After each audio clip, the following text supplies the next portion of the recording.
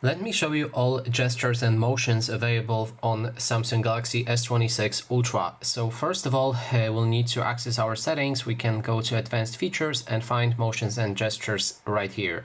Let's go from the top to bottom, and the first option is lift to wake. If you activate this, then you'll be able to lock your screen and lift your phone, and then the screen should wake up without touching buttons, but your phone needs to detect that it have been picked up.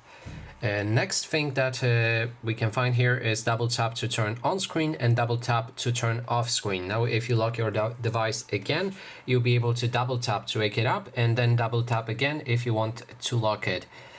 Then we have alert when phone was picked up. If your phone was laying on the table and you received a call during that time and you didn't notice it, if you pick up your phone, it will vibrate so that to let you know that you received a call.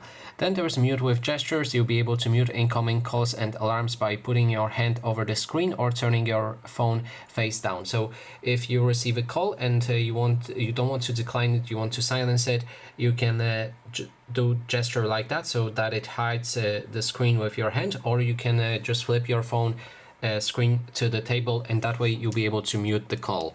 Then there's palm swipe capture. That is the screenshot. To capture a screenshot, you will need to perform something like that. And that is basically everything. Thanks so much for watching.